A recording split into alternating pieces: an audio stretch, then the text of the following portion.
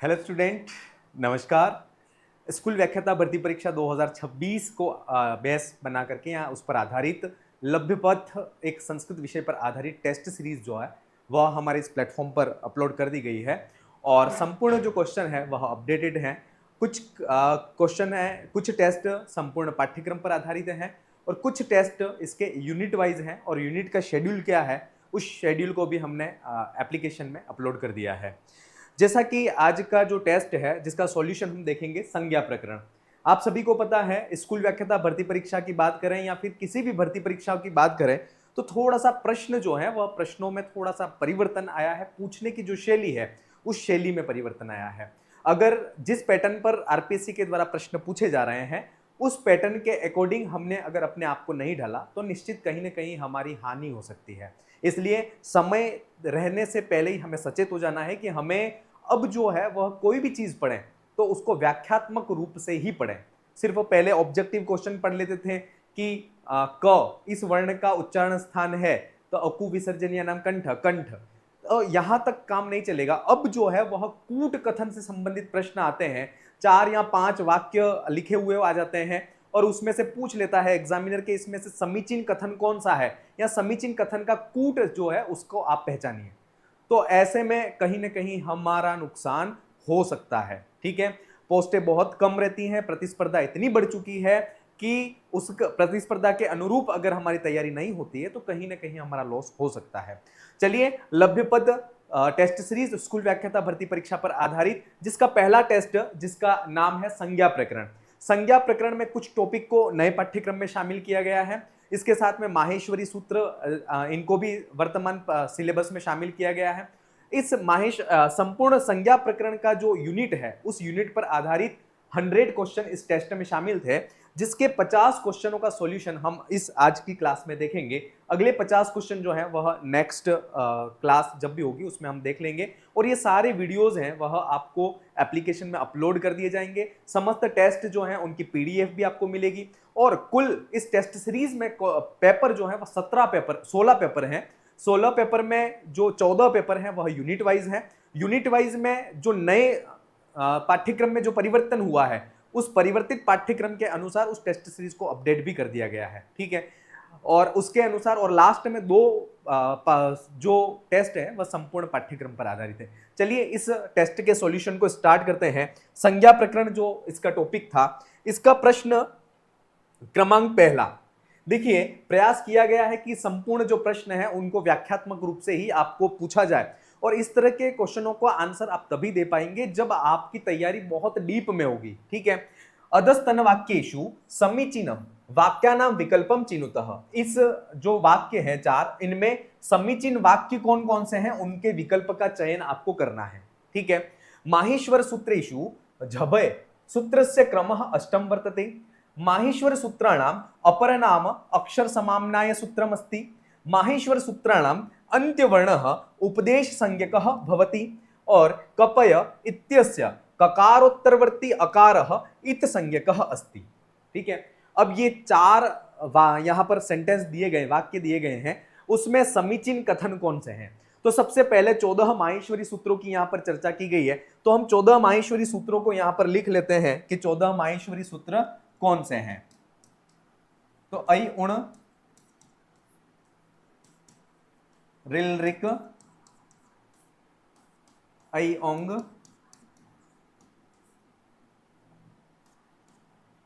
ऐ औच हय वरट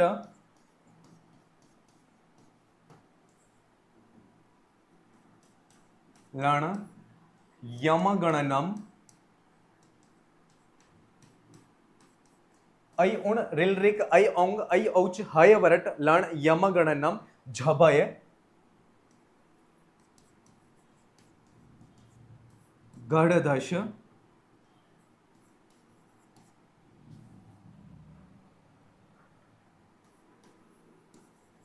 घड़धश जब गड़दश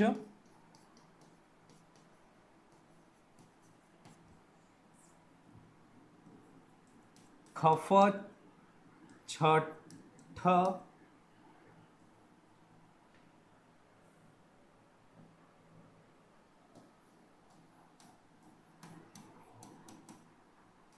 खफ छठ थ चट तव कपय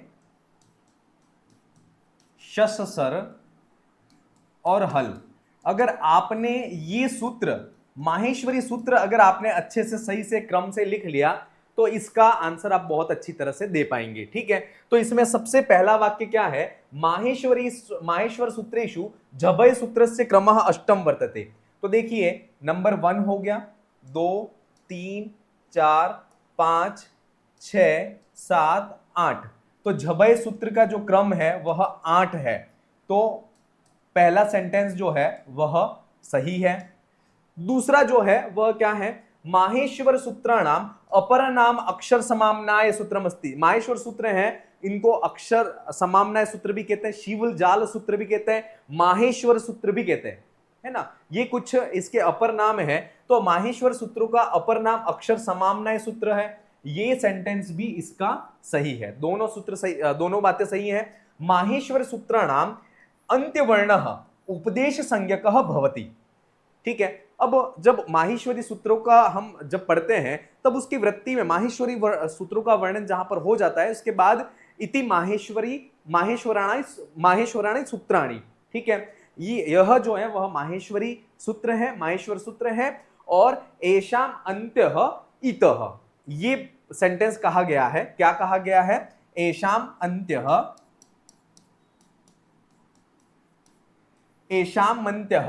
इतः, अर्थात इन माहेश्वरी सूत्रों का जो अंत्य वर्ण है वह अंत्य वर्ण ईत संज्ञक होता है, न कि उपदेश संज्ञक होता है।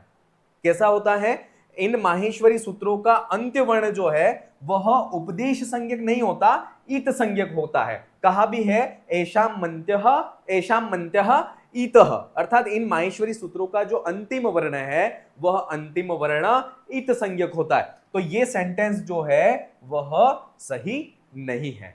अगला है कपय इत्यस्य ककारोत्तरवर्ती अकारः इत संज्ञकः अस्ति।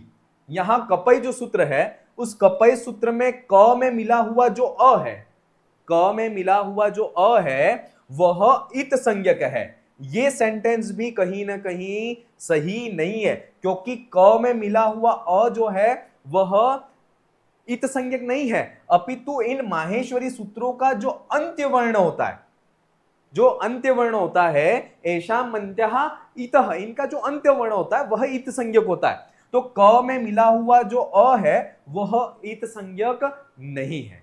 ठीक है, इन व्यंजनों के साथ में जो स्वर मिले हुए हैं उन स्वरों का प्रयोजन यह है कि यह सारे जो स्वर हैं वह उच्चारणार्थम, अर्थात उच्चारण के लिए इनके साथ में मिले हुए हैं। ठीक है, लेकिन लण सूत्र जो है, उस लण सूत्र में मिला हुआ लकारोत्तरवर्ती जो अकार है वह किसके लिए है, वह लकारोत्तरवर्ती जो अकार है वह ईत संज्ञक है वहां पर। क्यों है, क्योंकि वहां पर र प्रत्याहार की सिद्धि के लिए उस लकार में मिला हुआ जो अकार है वह इत संज्ञक है। बाकी यहां पर कपय, यहां पर इस सूत्र में ककारोत्तरवर्ती जो अकार है वह ईत संज्ञक नहीं है यहां पे। तो ये सेंटेंस भी गलत है। तो इसमें कौन कौन से सेंटेंस सही है, तो सेंटेंस ए, वाक्य ए और बी, ये दोनों सही हैं कि माहेश्वरी सूत्रों में झभय जो है उसका 8वां नंबर है और माहेश्वरी सूत्रों का अपर नाम जो है वह अक्षर समाम्नाय सूत्र है। ठीक है, तो ये दोनों सेंटेंस सही नहीं है। इसका विकल्प 4 इसका सही आंसर है। ठीक है, अगला दूसरा प्रश्न, एक ही क्वेश्चन के अंदर लगभग 4 से 5 क्वेश्चनों को यहां पूछा है। अगला सूत्र, अधोलिखित माहेश्वर सूत्रान आरोही अवरोही क्रमानुसारम योजयत। अवरोही का मतलब होता है पीछे से आगे की तरफ, आरोही का मतलब होता है पहले से दूसरा, दूसरे से तीसरा, उसमें सीक्वेंस किसका होगा। यहां पर पूछा गया है अवरोही क्रम। मोस्ट ऑफ परीक्षाओं में आरोही और अवरोही में स्टूडेंट जो है कंफ्यूज हो जाता है और वहां पर प्रश्न गलत हो सकता है। अब यहां पर अवरोही क्रम में आपको पीछे से सूत्रों को देखना है। सबसे लास्ट में 14वें नंबर पे कौन सा सूत्र है, फिर 13वें, 12वें, 11वें, ऐसे अवरोही क्रम में आपको इसको जमाना है। तो सबसे पहले चलिए यहां पर हम देखते हैं, ये सूत्र हमने देखा है, लिखा है यहां पे। ठीक है, अब यहां पर सबसे पहले कौन सा सूत्र आएगा, तो हयवरट कौन से नंबर का सूत्र है, तो हयवरट जो सूत्र है वह है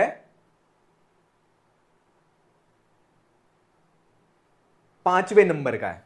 कौन से नंबर का है? 5वें नंबर का है ये सूत्र। ठीक है। घड़धश, घड़धश कौन से नंबर का है? तो घड़दश ये 9वें नंबर का है। कौन से नंबर का है? 9वें नंबर का है। इसके बाद ऐ औच, ऐ औच कौन से नंबर का है? ऐ औच चौथे नंबर का है, तो ये चौथे नंबर का हो गया। कपय जो है वह 12वें नंबर का है। कपय कौन से नंबर का है? 12वें नंबर का। और लण सूत्र जो है वह छठे नंबर का है। कौन से नंबर का है? छठे नंबर का। अब इसको आप जमा दीजिए अवरोही क्रम में, तो सबसे पहला विकल्प आएगा वह कौन सा आएगा? डी आएगा। कौन सा आएगा? डी। इसके बाद दूसरे नंबर पे जो आएगा वह आएगा बी आएगा। दूसरे नंबर पर विकल्प बी आएगा। जिनको आंसर आ रहे हैं वो अपने कमेंट्स में अपने आंसर लिखते रहें। इसके बाद बी के बाद तीसरे नंबर पे आएगा वह आएगा ई आएगा, क्योंकि छठे नंबर पे है ये। इसके बाद 5वें नंबर वाला हयवरट आएगा ए, और फिर सी आएगा। तो डी बी ई ऐसी, डी बी ई ऐसी विकल्प 3 कौन सा सही आंसर है इसका? विकल्प 3 जो है वह इसका सही आंसर है। ठीक है, तो ये भी बहुत अच्छा क्वेश्चन है। आरोही अवरोही इन क्रमों को आपको थोड़ा सा ध्यान रखना है। ठीक है, चलिए अगले प्रश्न की तरफ। अधस्तन वाक्येषु असमीचीनम वाक्यम चिनुतः। इन वाक्यों में कौन से सेंटेंस ऐसे हैं जो समीचीन नहीं है, असमीचीन वाक्य है, उनका चयन आपको करना है। प्रश्न वाक्य है माहेश्वर सूत्रेषु चत्वारि सूत्राणि अच विधायकानि। माहेश्वरी जो सूत्र हैं, 14 माहेश्वरी सूत्र हैं, उन 14 माहेश्वरी सूत्रों में 4 सूत्र जो हैं वह अच, अच का मतलब होता है स्वर, तो स्वर का विधान करने वाले हैं। लण मध्ये लकारोत्तरवर्ती अकार इत संज्ञकानि, है ना। ये मैंने पहले ही बोला था कि लण मध्ये लकारोत्तरवर्ती जो अकार है वह इत संज्ञक है। क्यों? तो र प्रत्याहार की सिद्धि के लिए है। तो माहेश्वर सूत्रेषु हकारादिश्वकार पाद पूर्णार्थम। देखिए माहेश्वरी सूत्र जो है उनमें 4 सूत्र जो हैं वह अच विधायक, अर्थात अच जो स्वर हैं उन स्वरों का विधान करने वाले हैं। ठीक है, ऐ उण रिल रिक ऐ औंग ऐ औच, यहां तक जो 4 ये सूत्र हैं वह अच का विधान करते हैं। ठीक है, तो 4 सूत्र हो गए, वह अच का विधान करते हैं। लण मध्ये जो लकारोत्तरवर्ती अकार है, ल में मिला हुआ जो अ है, वह समस्त शेष सूत्रों में व्यंजनों के साथ में मिला हुआ जो व्यंजनों के साथ में मिले हुए जो स्वर हैं वह स्वर उच्चारणार्थ हैं। लेकिन इस लण सूत्र के में एक अलग व्यवस्था है। लकारोत्तरवर्ती जो अकार है, जो स्वर है, जो अच है, वह ईत संज्ञक है। ठीक है, और माहेश्वरी सूत्रों में हकारादिश्वर अकारः, माहेश्वर सूत्रेषु हकारादिश्वर वकारः पाद पूर्णार्थम, अर्थात जो माहेश्वरी सूत्र हैं उन माहेश्वरी सूत्रों में जो अकार आदि जो स्वर मिले हुए हैं, अकार आदि जो मिले हुए हैं, वह पाद पूर्णार्थ अर्थात पाद पूर्ण के लिए है। तो ये सही नहीं है। क्यों? क्योंकि कहा गया है हकारादिश्वकारः उच्चारणार्थम, ये वृत्ति में लिखा गया है। क्या कहा है? हकारादिश्वकारः उच्चारणार्थम।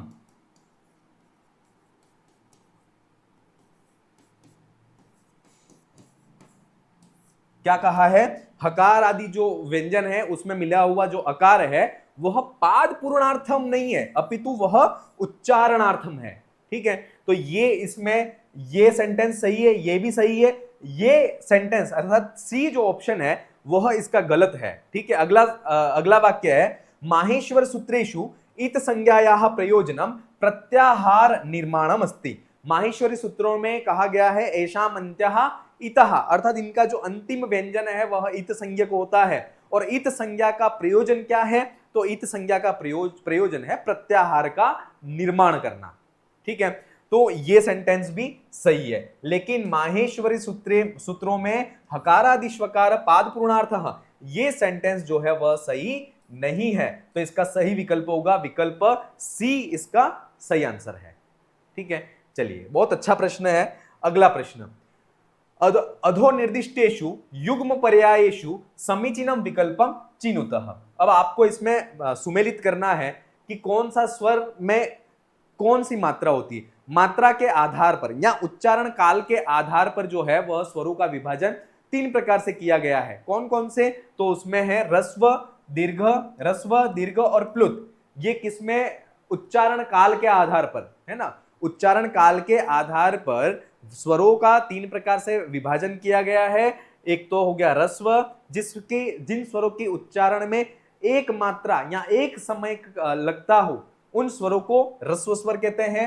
जिन स्वरों के उच्चारण में 2 मात्रा या 2 समय का समय लगता हो उनको दीर्घ कहते हैं। जिन स्वरों के उच्चारण में 3 समय लगते हो, है ना, या त्रिमात्रिक जो स्वर हैं वह प्लूत कहलाते हैं। ठीक है, तो एक मात्रो रस्वः, द्विमात्रो दीर्घः, त्रिमात्रस्तु प्लुतः, और व्यंजन जो होता है उसको अर्धमात्रिकम ये कहा गया है। क्या कहा गया है? व्यंजन को अर्धमात्रिकम कहा गया है। तो ये इसका सही आंसर देख लीजिए कि सबसे पहला विकल्प 2, फिर है 3, 2 3, फिर 4 और 1, 2 3 4 और 1। विकल्प 1 जो है वह इसका सही आंसर है। उकालो ध्रस्व दीर्घ प्लुतः, ये एक सूत्र भी दिया गया है, रस्व संज्ञा, दीर्घ संज्ञा और प्लुत संज्ञा को करने वाला। कौन सा है? उकालो ध्रस्व दीर्घ प्लुतः। और मात्रा किसको कहते हैं? तो वर्णोच्चारण मात्रा। किसको कहते हैं? वर्णोच्चारण कालः मात्रा, अर्थात वर्ण के उच्चारण में जो काल समय लगता है उस समय का नाम ही काल है, उस समय का नाम ही मात्रा है।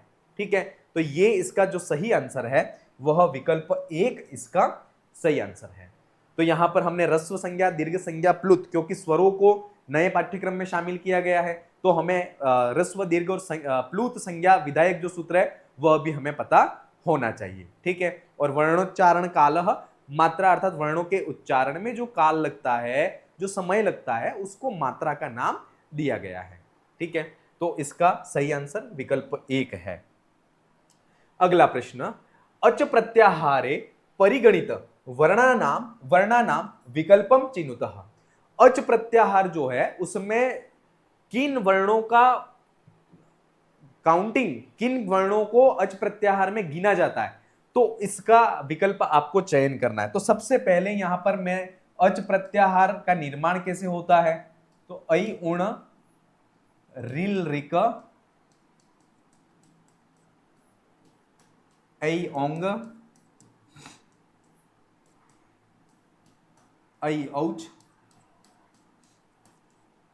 ठीक है, प्रत्याहार का निर्माण होता है उस जो प्रत्याहार है उस प्रत्याहार का आदि का वर्ण और अंतिम जो इत संज्ञक वर्ण है उन दोनों के योग से प्रत्याहार का निर्माण होता है। और उस प्रत्याहार के निर्माण में उन दोनों वर्णों के बीच में जितने वर्ण आ रहे हैं उन सब वर्णों का उसमें समावेश होता है। लेकिन जो इत संज्ञक वर्ण है, अंतिम जो इन सूत्रों के अंतिम जो इत संज्ञक वर्ण होते हैं उनका समावेश इन प्रत्याहारों में नहीं होता है। अर्थात इत संज्ञक जो वर्ण है उन इत संज्ञक वर्णों को छोड़ करके जो शेष वर्ण बचते हैं उनका समावेश प्रत्याहारों में किया जाता है। तो अब यहां पर अच प्रत्याहार, तो अच प्रत्याहार में आदि वर्ण अ हो गया, अंतिम वर्ण हो गया च हो गया। तो ये पूरा इसको संक्षिप्त रूप में लिखने का जो नाम है वह है अच प्रत्याहार। और अच प्रत्याहार में कौन कौन से वर्ण आएंगे, तो अ ई उ ये 3 वर्ण, रि रि ये दोनों, ए औ और ऐ औ ये वर्ण आएंगे। इसके अलावा जो शेष वर्ण बच रहे हैं, शेष वर्ण एक तो ण हो गया, एक क हो गया, एक ग हो गया, एक च हो गया, ये इत संज्ञक वर्ण है। और इत संज्ञक वर्णों की गणना प्रत्याहार में नहीं होती है। ठीक है, तो ऐसा विकल्प अ ई उ रिल रि ए ओ ऐ औ ये विकल्प 2 इसका सही आंसर है कि अच प्रत्याहार में कौन कौन से वर्णों की गणना होगी, तो इसमें इत संज्ञक वर्णों की गणना नहीं होती है। और इसके अलावा जो शेष वर्ण है उन शेष वर्णों की गणना इसमें की जाती है। ठीक है, तो ये विकल्प 5 का विकल्प 2 इसका सही आंसर है। और प्रत्याहार विधायक सूत्र आदिरंतेन संहिता, ये प्रत्याहार विधायक या प्रत्याहार संज्ञा करने वाला सूत्र है आदिरंतेन संहिता। ठीक है, अगला प्रश्न, इक प्रत्याहारे वर्णानाम युग्मम चिनुतः। एक प्रत्याहार में कौन कौन से वर्णों का चयन या वर्णों का समावेश एक प्रत्याहार में होता है। तो अब यहां पर वही माहेश्वरी जो सूत्र हैं उनको अपन रिपीट करते हैं कि यहां पर एक प्रत्याहार का मतलब है ऐ ओण रिल रिक ऐ औंग ऐ औच हय वरट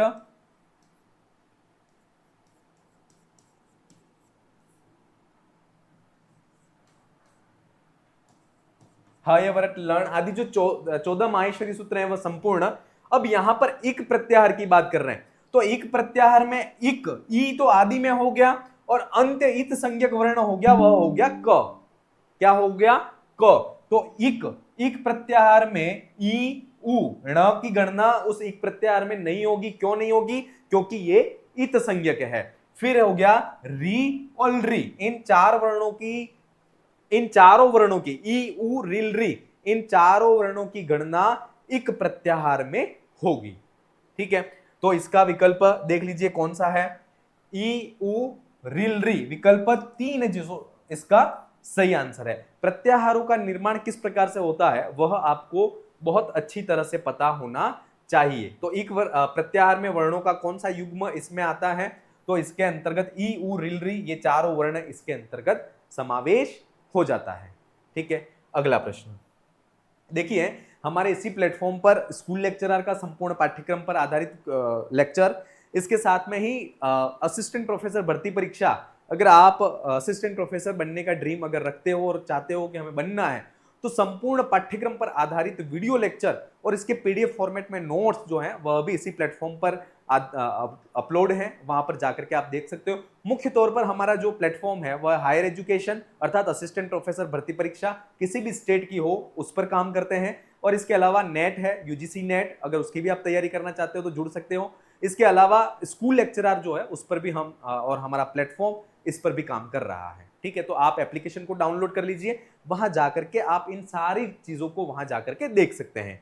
अधोलिखितेषु विकल्पेषु उपदेशानां समीचीनं विकल्पम चिनुतः।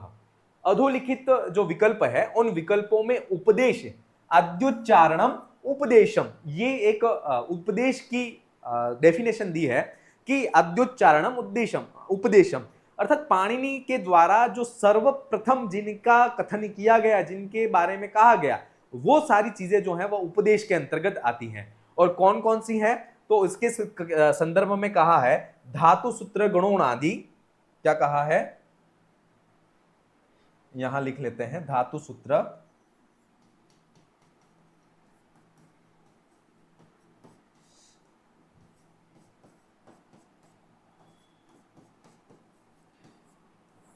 धातु सूत्र गणोनादि वाक्य लिंगानुशासनम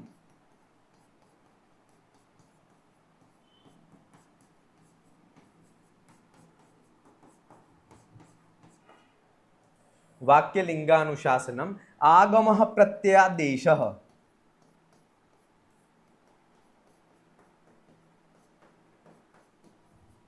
आगमः प्रत्ययादेशः उपदेशाः प्रकीर्तिताः।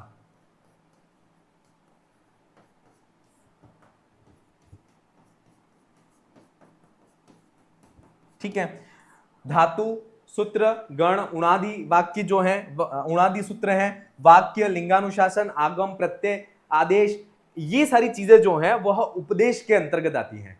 अब यहां पर यह पूछा जा रहा है कि इनमें से उपदेशों का समीचीन विकल्प क्या है, तो आगम और आदेश ये दोनों जो है वह उपदेश में आते हैं, क्योंकि यहां पर ये आगम और आदेश कहा गया है। फिर है प्रत्याहार उपसर्ग, तो उपसर्ग और प्रत्याहार ये उपदेश के अंतर्गत नहीं आते हैं। धातु और उणादि सूत्र ये दोनों भी उपदेश में आते हैं, और प्रत्यय आदेश ये भी, प्रत्यय और आदेश ये भी उपदेश के अंतर्गत आते हैं। तो विकल्प ए, सी और डी ये तीनों विकल्प जो हैं वह उपदेश के अंतर्गत आते हैं। शेष विकल्प उपदेश के अंतर्गत अर्थात जो बी विकल्प है प्रत्याहार और प्रत्यय, वो प्रत्याहार और उपसर्ग ये जो है वह उसके अंतर्गत उपदेश में नहीं आते हैं। थोड़ा सा अगर आपको ऐसे क्वेश्चन अगर करने की प्रैक्टिस अगर आपकी है तो ये मान के चलिए कि आपकी बहुत अच्छी तैयारी, क्योंकि होता क्या है हम इस लेवल के क्वेश्चनों को करते नहीं है। एक इजी क्वेश्चन या अब तक की जो परिपाटी आई है बहुत इजी क्वेश्चन आ जाते हैं, कट ऑफ बहुत हाई चली जाती है। उस परिपाटी में अगर हम तैयारी को करते हैं तो हम ये श्योर हो जाते हैं कि मेरा सिलेक्शन हो जाएगा। लेकिन होता क्या है कि स्टूडेंट पूरे साल भर, 1 साल 1.5 साल तक तैयारी करता है, परीक्षा में पेपर आता है, पेपर आने के बाद इस लेवल की तैयारी होती नहीं है, इतना माइंड लगा करके क्वेश्चनों को सोल्व नहीं किया जाता, इतनी सोच लंबी कर करके सोचा नहीं जाता, और होता यह है कि पेपर अच्छा नहीं जाता है और आने के बाद बस एक ही क्वेश्चन माइंड में आता है कि अब नेक्स्ट वैकेंसी कब आएगी। इसलिए अब नेक्स्ट वैकेंसी का इंतजार नहीं करना है, जो करना है वह हमें इसी वैकेंसी में करना है। समय भी है, अभी भी बहुत कुछ कर सकते हैं। तो इसका सही आंसर है ए सी और डी। ए सी और डी विकल्प 3 जो है वह इसका सही आंसर है। क्लियर? चलिए अगला प्रश्न। माहेश्वर सूत्रेषु वर्गाणाम चतुर्थ वर्ण विधायक सूत्रयो विकल्पम चिनुतः।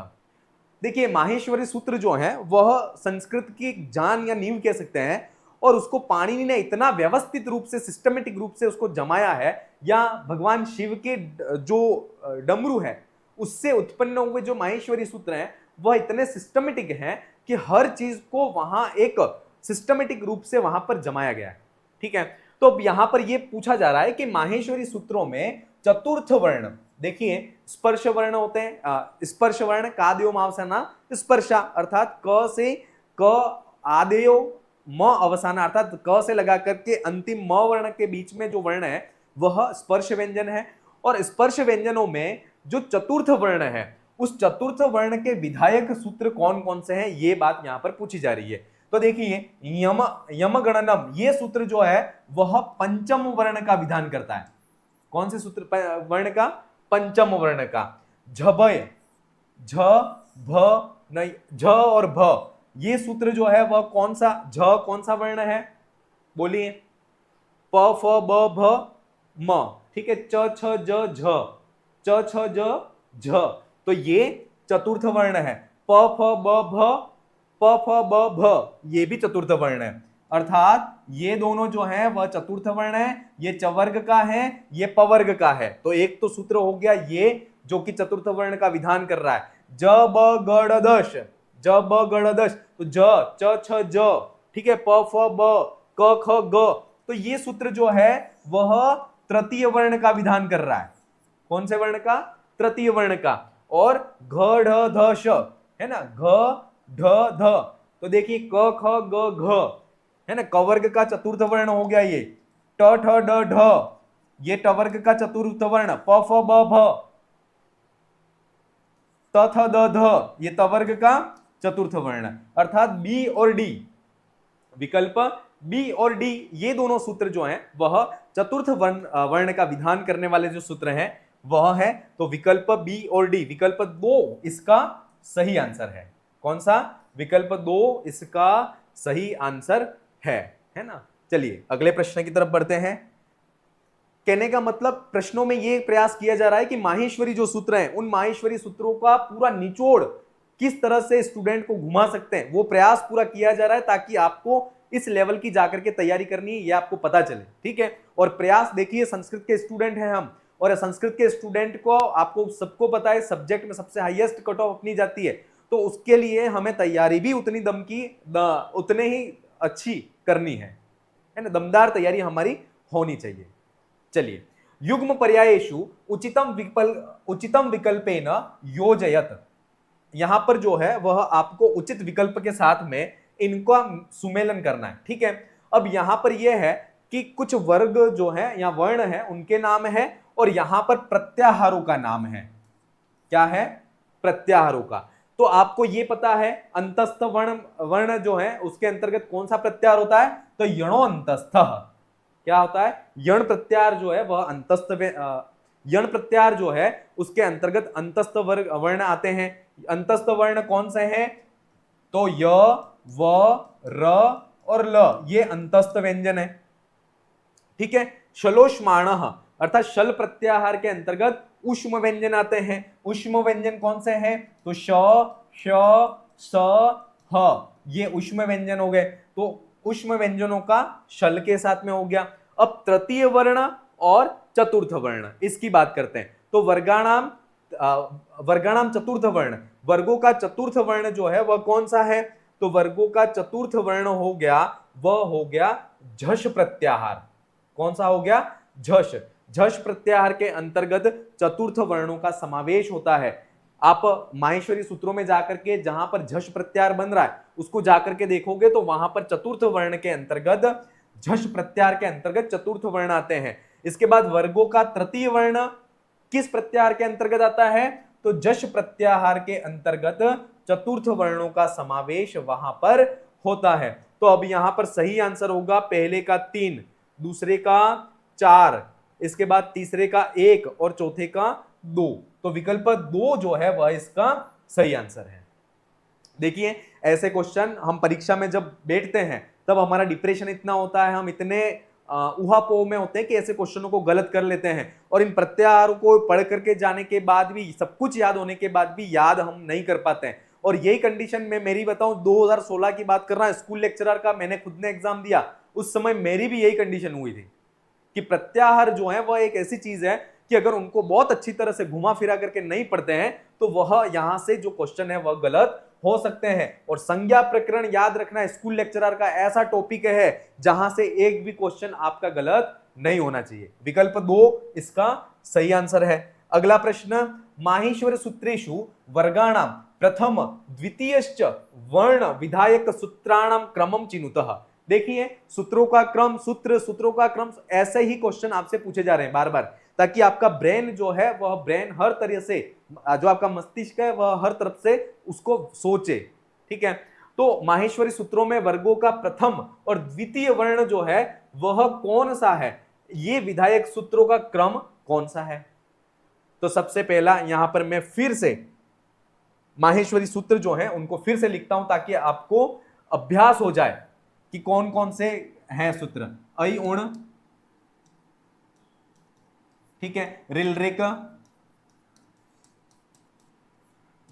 ऐ औंग, ऐ औच, हय वरट, लण यमगणनम, यमगणनम झभय, खड़धश, जब गणदश,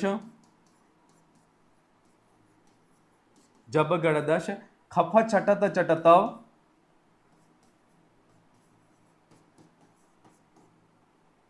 खफ छठ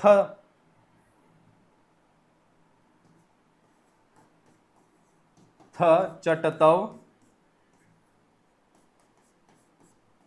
कपय, शस सर और हल, शस सर और हल, ये सूत्र यहां पर हो गए। ठीक है, पहला हो गया, ये दूसरा, तीसरा, चौथा, पांचवा, छठा, सातवां, आठवां सूत्र, नौवां, 10वां, ये 11वां, ये 12, ये 13 और ये 14वां माहेश्वरी सूत्र यहां पर हो गया। अब यहां पर यह पूछा जा रहा है कि वर्गों का प्रथम और द्वितीय वर्ण, वर्गों का पहला मतलब क ख, ठीक है, पहला और दूसरा क ख, इसके बाद है च छ, है ना, त थ, प फ और अंतिम जो है ट ठ। ये इस प्रकार से इन वर्णों का विधान करने वाला कौन सा है? तो क फ छ, च छ, ठ थ। ठीक है, ये तो 5 हो गए, वह द्वितीय वर्ण हो गए वर्गों के। वर्गों के कौन से वर्ण हो गए ये? तो ये द्वितीय वर्ण हो गए, च ट त। ठीक है, ये प्रथम वर्ण हो गए 3, और इसके बाद कपय, क और प, ये जो सूत्र है वह दोनों हो गए 11वां और 12वां सूत्र जो है, 11वां और 12वां, ये दोनों जो सूत्र है वह वर्गों का प्रथम वर्ण और द्वितीय वर्ण का विधान करने वाले जो सूत्र हैं वह है, और इनका क्रम है वह है एकादश और द्वादश। एकादश और द्वादश ये सूत्र जो है वह इनका विधान करते हैं। बी और डी विकल्प कौन सा है? विकल्प 4 विकल्प 4 इसका सही आंसर है। ठीक है, तो ये विकल्प 4 इसका सही आंसर है। अगला प्रश्न बहुत अच्छा प्रश्न है ये भी। अगला, सुमेलनम कुरुतः, सुमेलन कीजिए स्पष्ट, ईषद स्पष्ट, स्पष्ट विव्रत और ईषद विव्रत। अब आपको सबसे पहला ये पता होना चाहिए कि ये चीज है क्या, स्पष्ट, ईषद स्पष्ट, विव्रत, संव्रत, ये चीजें क्या है। तो प्रकृष्ट यत्न, यत्न प्रयत्न, अर्थात वर्णों के उच्चारण में जो आंतरिक प्रयास किए जाते हैं वह आंतरिक प्रयास ही प्रयत्न के नाम से जाने जाते हैं। और वह प्रयत्न दो प्रकार से होते हैं, आभ्यंतर प्रयत्न और बाह्य प्रयत्न। आभ्यंतर प्रयत्न कितने प्रकार, बाह्य प्रयत्न की बात ही नहीं कर रहे हैं, आभ्यंतर प्रयत्न की ही यहां पर चर्चा कर रहे हैं। आभ्यंतर प्रयत्न कितने हैं, तो आभ्यंतर प्रयत्न होते हैं वह होते हैं 5 होते हैं। कितने होते हैं, आभ्यंतर प्रयत्न 5 होते हैं। और बाह्य प्रयत्न अगर आपसे पूछ ले कि बाह्य प्रयत्न कितने हैं, तो बाह्य प्रयत्नों की संख्या 11 है। कितनी है, 11। अब बाह्य प्रयत्न की यहां पर चर्चा हम नहीं करें, आभ्यंतर प्रयत्नों की ही बात करें, क्योंकि आभ्यंतर प्रयत्न से संबंधित ही प्रश्न यहां पूछा गया है। तो आभ्यंतर प्रयत्न 5 कौन कौन से हैं, तो सबसे पहला है वह है स्पष्ट, दूसरा है ईषद स्पष्ट,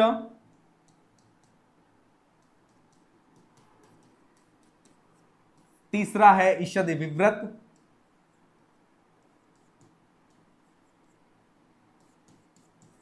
ईषद विव्रत, चौथा है विव्रत, और पांचवा है वह है संव्रत। ये 5 आभ्यंतर प्रयत्न हो गए। स्पष्ट प्रयत्नम स्पर्शानाम, इसका सूत्र भी लिख लें। सारी चीजों को सूत्रों से हम देख लेते हैं ताकि हमें कोई भी कंफ्यूजन नहीं रहे। स्पष्ट प्रयत्नम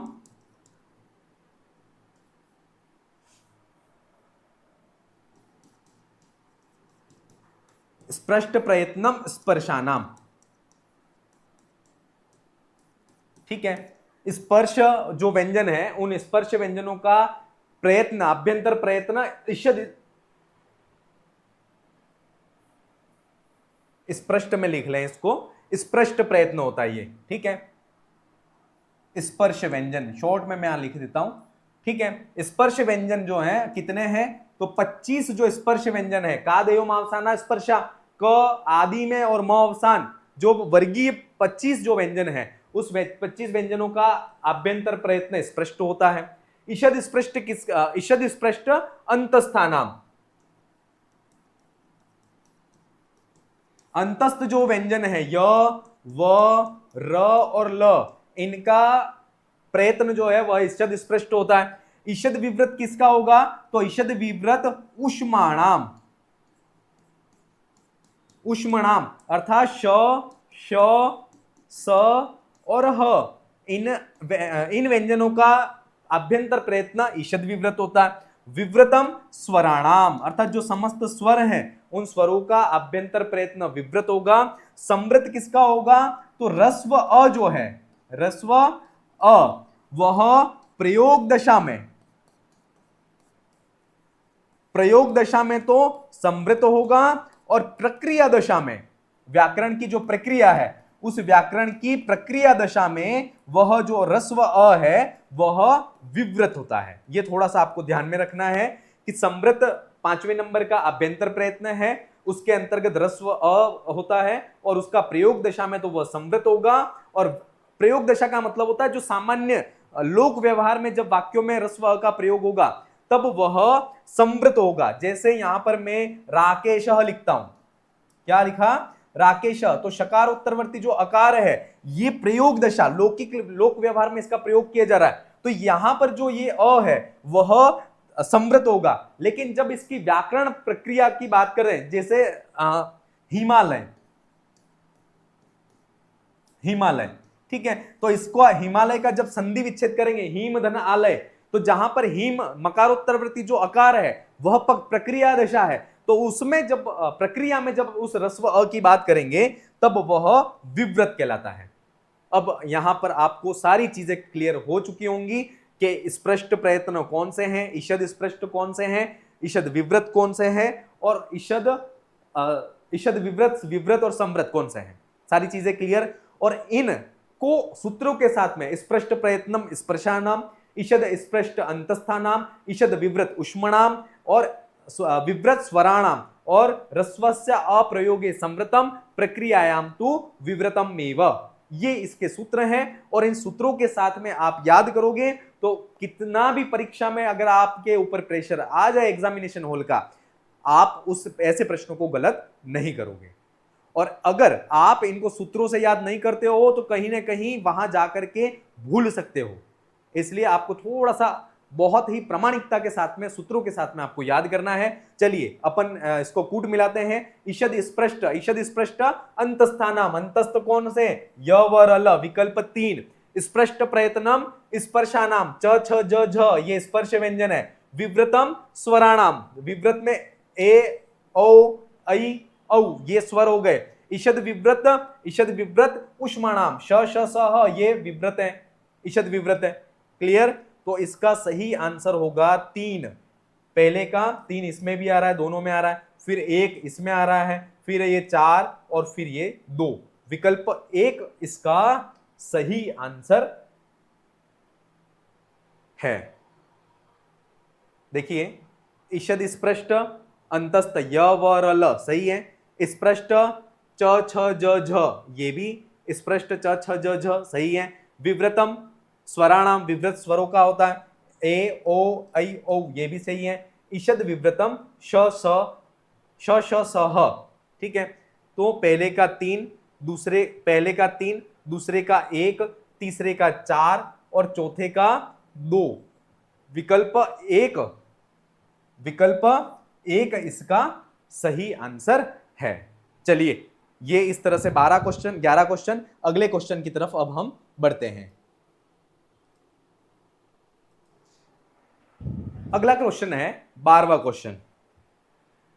अल्प प्राण संबंधी असमीचीनम कथनस्य चयनम कुरुतः। अल्प प्राण संबंधी जो असमीचीन कथन है उसका आपको चयन यहां पर करना है। तो सबसे पहले अल्प प्राण संबंधी जो सबसे पहले हमें यह पता होना चाहिए कि अल्प प्राण है क्या। तो सबसे पहले हमें आभ्यंतर प्रयत्न की बात की थी, अब बात करते हैं बाह्य प्रयत्न की।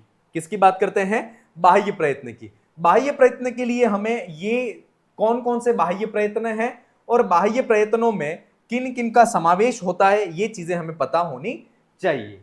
ठीक है, तो सबसे पहले बाह्य प्रयत्न कितने हैं? तो बाह्य प्रयत्नों की संख्या है वह है 11 है। कितनी है? 11। ठीक है, तो बाह्य प्रयत्न में सबसे पहले जो आएंगे वह आएंगे विवार, श्वास और अघोष। ठीक है, ये 3 हो गए। फिर 3 और आएंगे, उनका नाम है संवार, नाद, घोष। फिर है अल्प प्राण, महाप्राण, अल्प प्राण और फिर हो गया महाप्राण। फिर जो है वह उदात्त, अनुदात्त और स्वरित, ये 3 अलग और होते हैं। इसके अंतर्गत स्वर आदि जो है वह इसमें आएंगे, उदात्त, अनुदात्त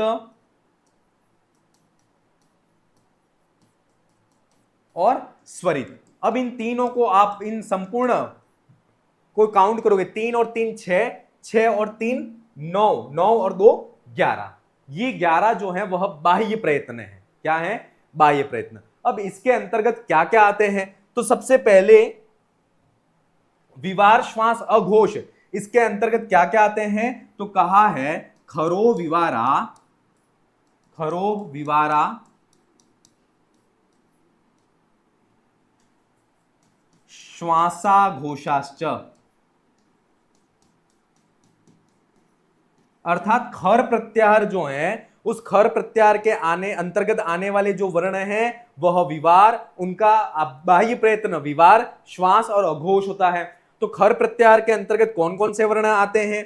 तो इसके अंतर्गत जो वर्ण आएंगे वह आते हैं सबसे वर्ग का पहला और दूसरा वर्ण, वर्ग का पहला और दूसरा वर्ण, और श, श और स, ह इसमें नहीं आएगा है ना, श, श और स, ये तीन वर्ण विवार, श्वास और अघोष बाह्य प्रयत्न के अंतर्गत आते हैं।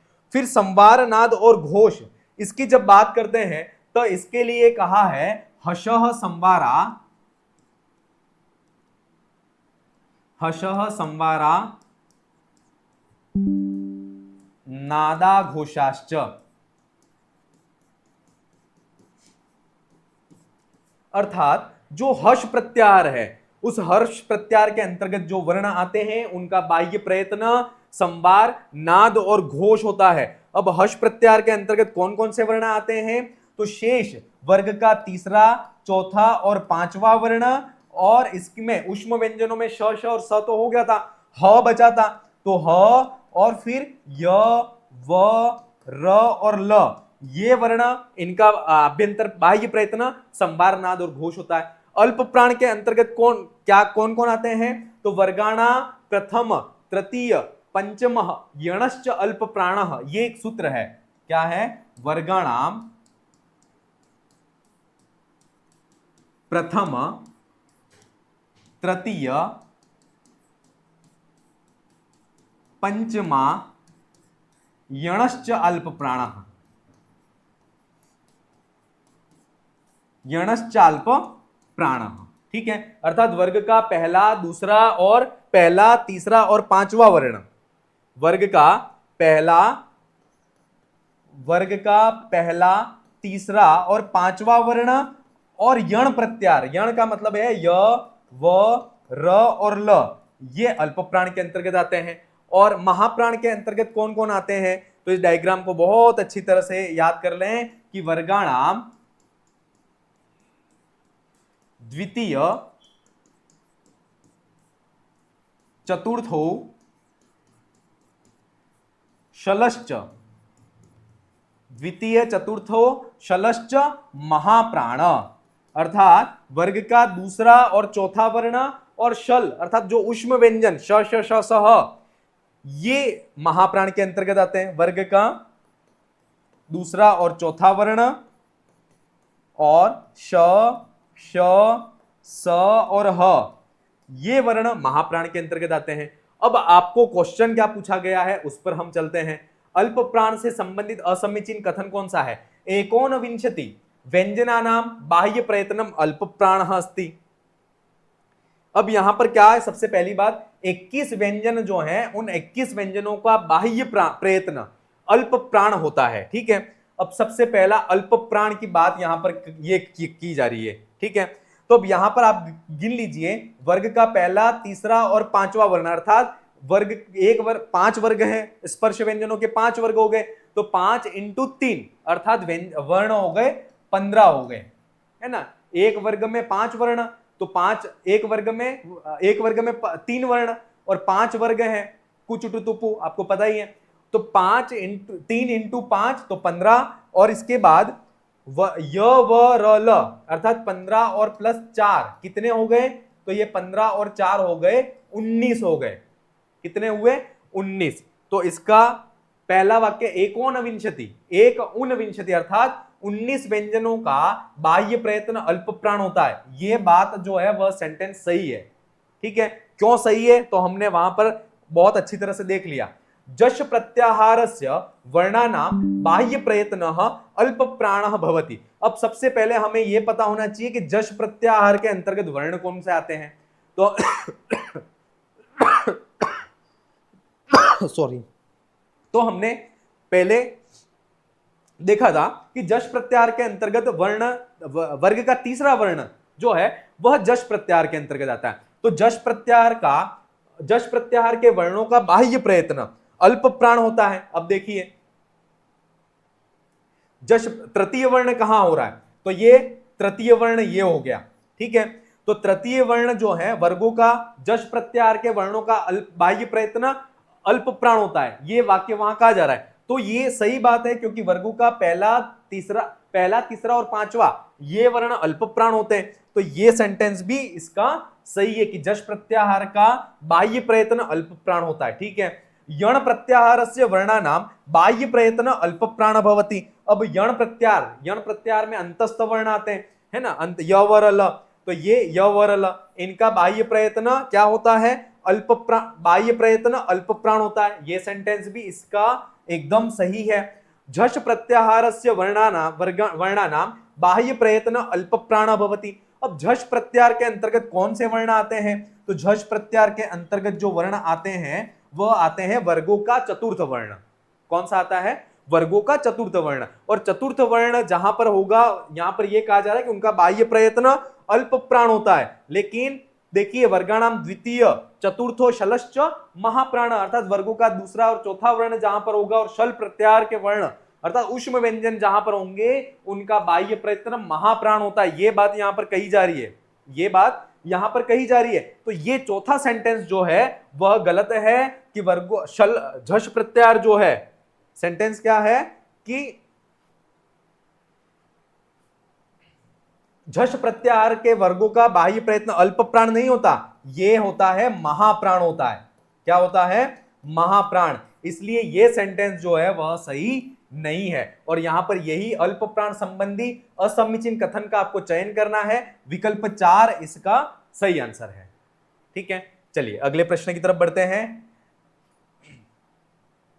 क ट च प, ठीक है, वर्णानाम बाह्य प्रयत्न संबंधी विकल्प से चयनम कुरुतः। अब क ट और क ट च प वर्गों का कौन सा वर्ण है, वर्गों का प्रथम वर्ण है ये सारे। ठीक है, तो उनका बाह्य प्रयत्न संबंधी विकल्प का चयन आपको करना है। तो देखिए वर्गों का प्रथम वर्ण उसमें क्या होगा, तो ये वर्गों का प्रथम वर्ण, वर्गों का प्रथम वर्ण ये हो गया। तो विवार, श्वास और अघोष, विवार, श्वास और अघोष, विवार श्वास ये हो गया, विवार श्वास घोष ये नहीं होगा, विवार श्वास और अघोष ये सबसे पहला तो एक तो ये होगा। ठीक है, विवार श्वास और अघोष हो गया। फिर इसके अलावा वर्ग का पहला जो वर्ण है उसका कौन सा होगा, ये वर्ग का पहला वर्ण, और पहले वर्ण का बाह्य प्रयत्न कौन सा होगा, तो अल्प प्राण होगा। अर्थात क ट च और प इनका बाह्य प्रयत्न कौन सा होगा, ये प्रश्न पूछा जा रहा है। तो इनका बाह्य प्रयत्न होगा एक तो विवार श्वास अघोष ये होगा, और दूसरा जो इसका अल्प बाह्य प्रयत्न होगा वह होगा अल्प प्राण होगा। ये चार बाह्य प्रयत्न उस चारों वर्णों के होंगे, अर्थात विकल्प सी और ये विकल्प डी, सी डी इसका विकल्प 4 इसका सही आंसर है। ठीक है, ये भी बहुत अच्छा, बहुत घुमा करके पूछा गया प्रश्न है। अगला प्रश्न, अंतस्थ वर्णे संबंधितम समीचीनम कथनानाम विकल्पम चिनुतः।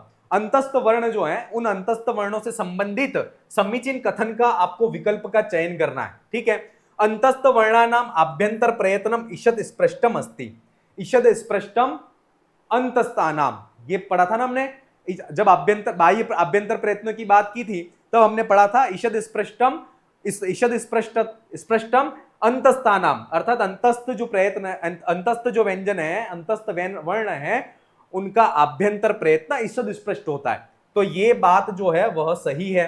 अल्प प्राण बाह्य प्रयत्नस्य संबंधः अंतस्थ वर्णे सह अस्ति।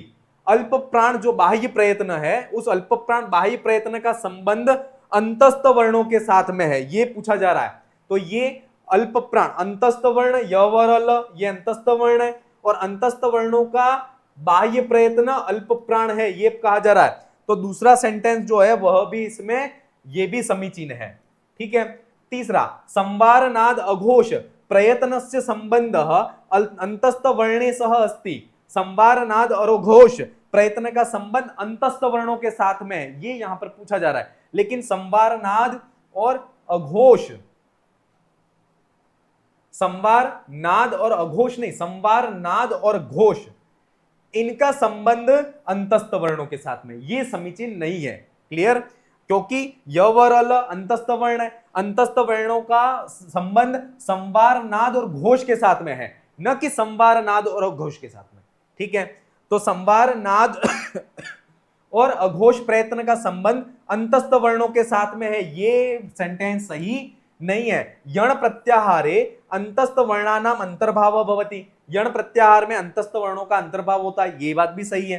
तो विकल्प ए, बी और डी, ए, बी और डी विकल्प दो एकदम सही आंसर है। एक ही क्वेश्चन में, जो कि रीट का भी मेंस का पेपर हुआ था, उसमें एक ही क्वेश्चन में न जाने कितने क्वेश्चन पूछ लिए गए, और उस पेपर के बाद कितनी ही बातें की गई विद्यार्थियों के द्वारा कि 150 क्वेश्चन का पेपर था और 150 क्वेश्चनों में 600 क्वेश्चन हमसे पूछ लिए गए, है ना, आप सभी ने सुना था। और इसी तरह का पैटर्न जो है वह वर्तमान में पूछा जा रहा है, तो आपको इस तरह के पैटर्न की तैयारी आपको करनी चाहिए, ठीक है।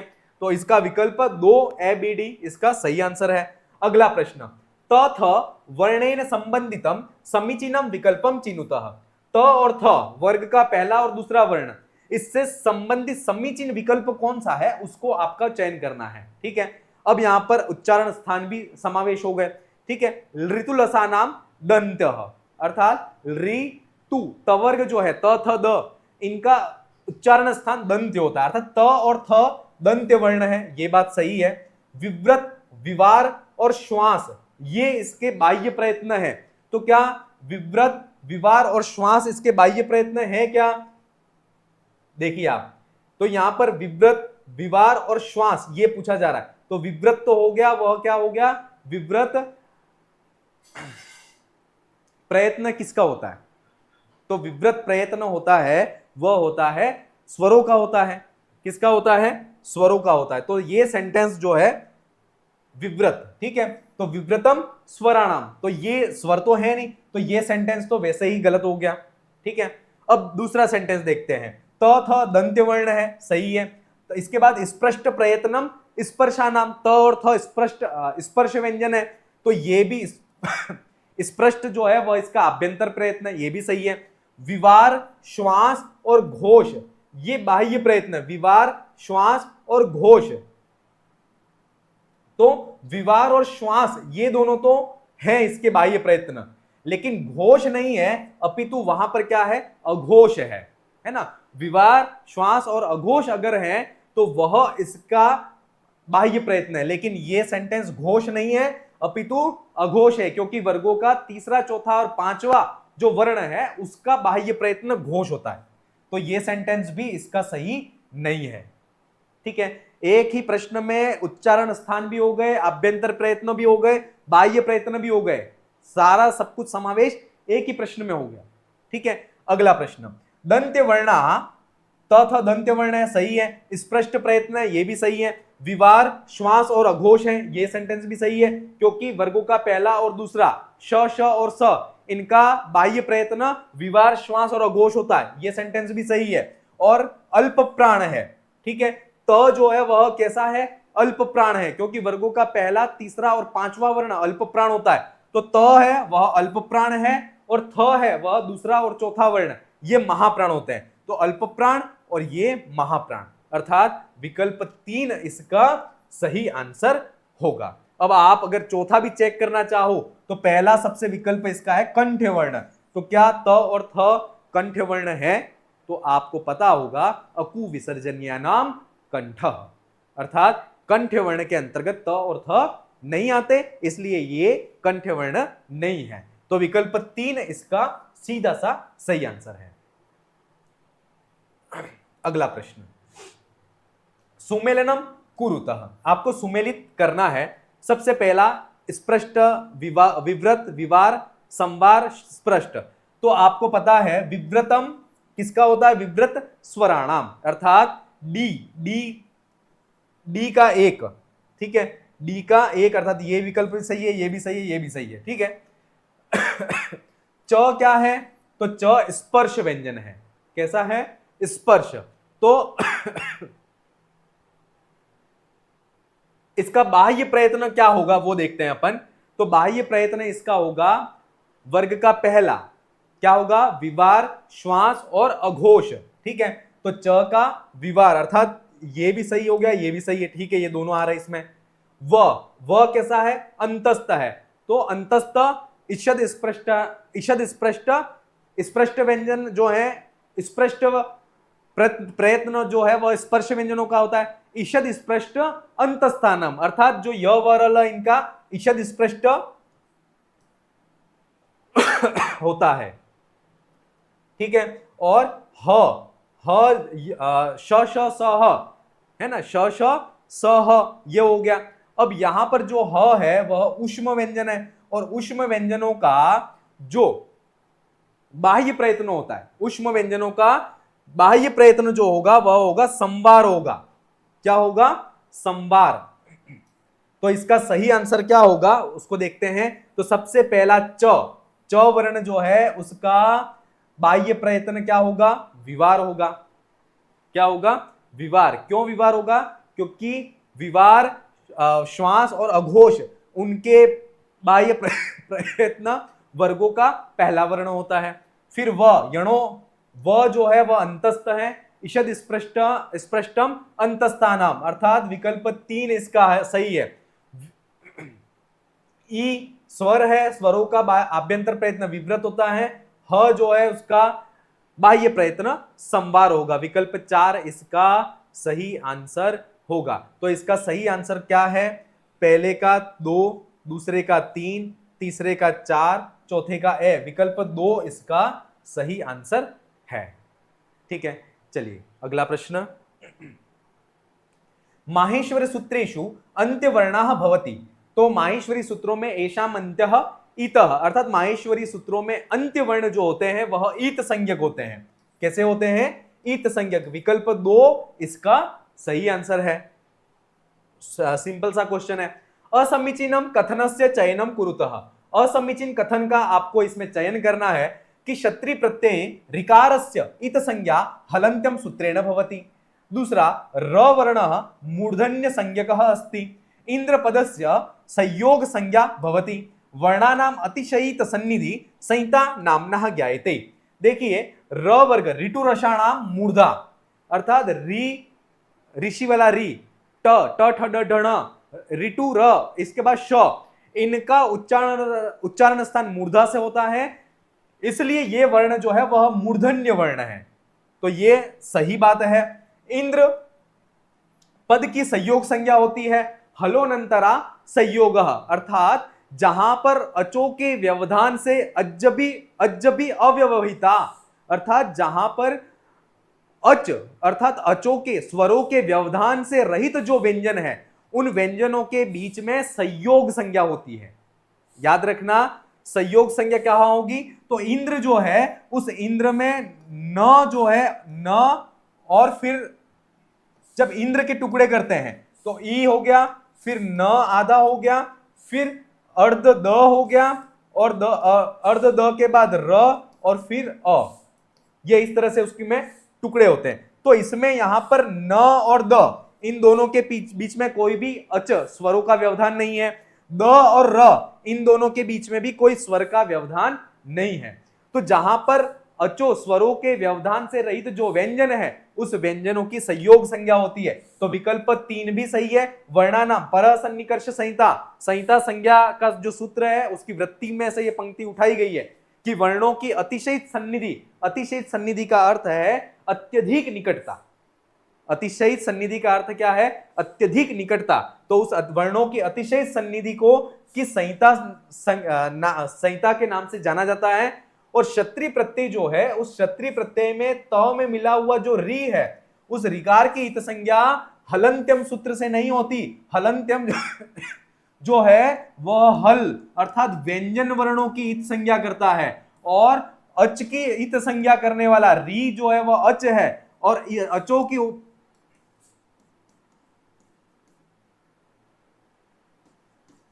उपदेशे जनुनासिक इत, अर्थात अचो की स्वरों की इत संज्ञा करने वाला जो सूत्र है वह उपदेश जनुनासिक इत है। तो यह पहला वाक्य जो है वह सही नहीं है, क्योंकि क्षत्रि प्रत्यय ऋकार स्वर के अंतर्गत आता है। स्वरों की इत संज्ञा उपदेश जनुनासिक इत के द्वारा होती है। विकल्प 1 इसका सही आंसर है। ठीक है, अगला प्रश्न। रमेश इत्यत्र कयो वर्णयोः अतिशयित सन्निधि स्तः। यहां पर किस वर्णों की अतिशयित सन्निधि यहां पर है? पर सन्निकर्ष संहिता, वहीं तक हम सीमित रह जाते हैं कि संहिता संज्ञा सूत्र करने वाला ये सूत्र है। थोड़ा सा और अगर हम पढ़ लेते हैं तो वहां पर हम ये पढ़ लेते हैं कि अतिशयित परसन्निकर्ष संहिता, अतिशयित सन्निधि, है ना, जहां पर वर्णों की अत्यधिक निकटता हो उसे संहिता कहते हैं। यहीं तक हम रह जाते हैं, लेकिन प्रश्न थोड़ा सा और आगे बढ़ गया कि रमेश यहां पर किन वर्णों की अतिशयित सन्निधि है। तो यहां पर इसका जब विच्छेद करेंगे तो रमाधन ईश, है ना, रमाधन ईश ये विच्छेद हुआ, और विच्छेद करने के बाद जिन वर्णों के परस्पर मेल से जो परिवर्तन होगा, विकार होगा, वही उन्हीं वर्णों की संहिता संज्ञा होती है। तो यहां पर आ और ई, आ और ई, ये दोनों, इन दोनों वर्णों की अतिशयित सन्निधि यहां पर है, और अतिशयित सन्निधि यहां अत्यधिक निकटता से इनमें वर्ण विकार उत्पन्न होगा और संधि यहां पर निष्पन्न होगी। तो इसका सही आंसर है वह विकल्प 2 इसका सही आंसर है। इसके एग्जाम्पल और हम देख ले, जैसे कि कृष्णैकत्वम, क्या है, कृष्णैकत्वम। अब ये पूछ लिया जाए कि यहां पर किन वर्णों में संहिता संज्ञा, किन वर्णों की संहिता संज्ञा होगी, तो आपको सबसे पहले इनका विच्छेद करना है। कृष्ण धन एकत्वम, कृष्ण धन एकत्वम, तो यहां पर पहला हो गया अ और यहां पर हो गया ए, ठीक है। तो यहां पर संहिता संज्ञा अ और ए, इन दोनों की संहिता संज्ञा होगी। जैसे देवालय, देवधन आलय, देवधन आलय, जवाब दीजिए फटाफट। तो देव इसमें अ हो गया और आ, तो यहां पर अ और आ ये दोनों वर्ण जो है वह संहिता संज्ञक हैं। क्लियर, क्लियर हो गया ना। चलिए, तो इसका सही आंसर है विकल्प 2 इसका सही आंसर है। और इस तरह के क्वेश्चन असिस्टेंट प्रोफेसर भर्ती परीक्षाओं में भी पूछे जाते हैं। उपदेश अवस्थायाम अंत्य हलः भवति, तो उपदेश अवस्था में जो अंत्य हल होता है उसका क्या होता है, यह यहां पर पूछा गया है। तो इत संज्ञा विधायक एक सूत्र है, वह है हलंत्यम। क्या है, हलंत्यम। उस हलंत्यम सूत्र की जब वृत्ति पाणिनि के द्वारा स्पष्ट की जाती है, तब वृत्ति में क्या कहा गया है, तो कहते हैं कि उपदेशे,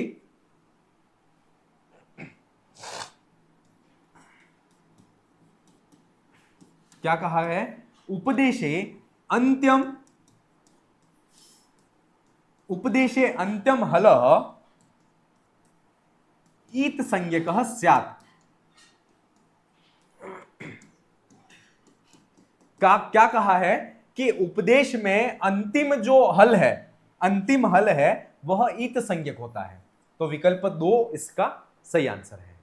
ठीक है, अगला प्रश्न, मूर्धन्य वर्णानाम युग्मम चिनुता, वही ऋतुरेषाणाम मूर्धा,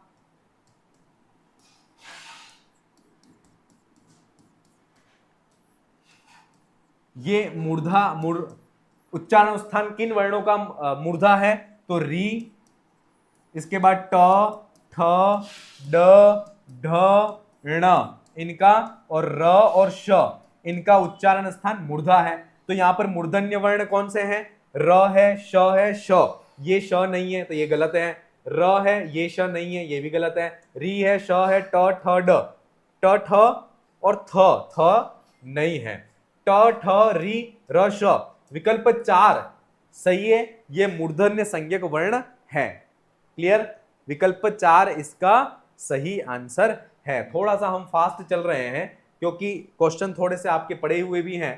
असमीचीनम कथनम अस्ति, असमीचीन कथन कौन सा है, भजति पदम संयोग संज्ञकः अस्ति, ठीक है। विसर्गस्य उच्चारण स्थानम कंठः अस्ति, ह्रस्व अवर्णः प्रयोग दशायां संवृतम भवति, खरो विवारा श्वासा अघोषाश्च। इसमें असमीचीन कथन कौन सा है, अकुह विसर्जनीय नाम कंठ, विकल्प 2 सही आंसर है। ह्रस्व अवर्ण प्रयोग दशा में संवृत होता है और प्रक्रिया में विवृत,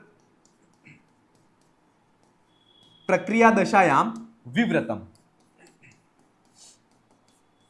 ये आपने पढ़ाई है और ये बात सही है, तो ये दोनों जो है वह सही है। खरो विवारा श्वासा घोषाश्च, ये बात भी सही है। खर प्रत्यार जो है उन खर प्रत्यार में आने वाले वर्णों का बाह्य प्रयत्न विवार श्वास और अघोष होता है।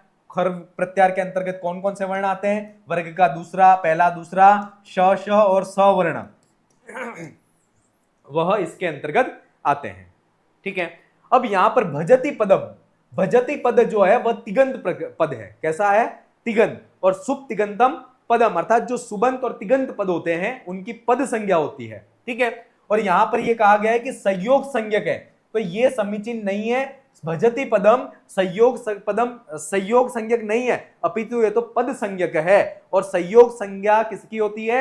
हलोनंतरा संयोग, अर्थात अजबी अव्यवहिता संयोग संज्ञका स्यु, अर्थात अचों के स्वरों के व्यवधान से रहित जो व्यंजन है उनकी संयोग संज्ञा होती है। जैसे कि नित्य, नित्य में त और य इन दोनों के बीच में अचों का व्यवधान नहीं है, इसलिए इनकी संयोग संज्ञा होगी। जैसे वाक्य, क्या है? वाक्य, वाक्य में व का वाक्य में क में कोई स्वर नहीं है और य जो है उसमें भी कोई स्वर नहीं है, तो क और य इन दोनों के बीच में स्वरों का व्यवधान नहीं है, इसलिए इनकी संयोग संज्ञा हो जाती है। विकल्प 1 इसका सही आंसर है। तस्य लोपः सूत्रानुसारम कस्य लोपः भवति, तो तस्य लोप जो है उस सूत्र के द्वारा किसका लोप होता है? तो उपदेश जनुनासिक हलंत्यम चुटु आदि ये टुडव श प्रत्यय, इन सूत्रों के द्वारा इत संज्ञा होती है और इत संज्ञा होने के बाद तस्य लोपः, इस सूत्र के द्वारा जो इत संज्ञक है उस इत संज्ञक वर्ण का लोप हो जाता है। तो तस्य लोपः सूत्रानुसारम कस्य लोपः भवति, तो ईत संज्ञकस्य। विकल्प 4 इसका सही आंसर है।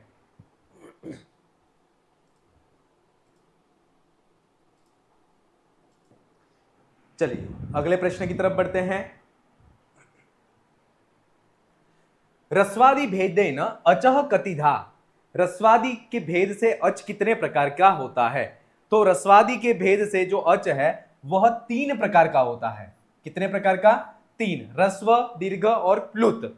और ये रस्व, दीर्घ और प्लुत जो है वह वर्णों के उच्चारण में लगने वाला जो काल है उस काल के आधार पर इनका विभाजन किया गया है। और कौन कौन से हैं? तो रस्व, दीर्घ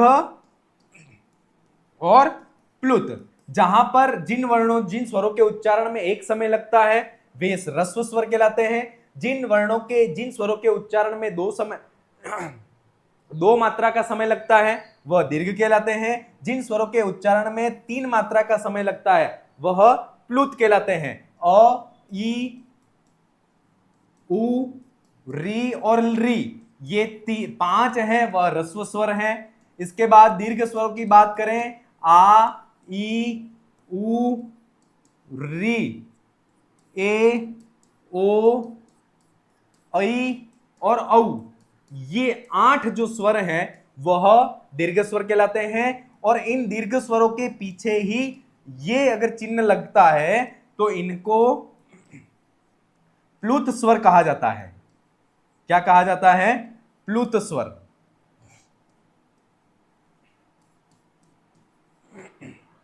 क्लियर? और प्लुत स्वरों की संख्या जो है वह कितनी है? तो प्लुत स्वरों की संख्या 8 है। और विकल्प रूप से जो री है उस री को भी वैकल्पिक रूप से कोई कोई विद्वान प्लुत मानते हैं। तो इस प्रकार से विकल्प रूप से री को अगर प्लुत माने तो ये प्लुत जो है वह स्वर 9 हो जाते हैं। 9, 8 और 5, तो इनका 8 और 8 16, 16 और 5 21 स्वर हो जाते हैं। ठीक है, कितने स्वर हो गए? 21 स्वर।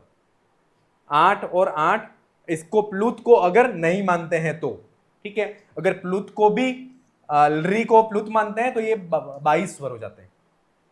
क्लियर हो गया ये चीज?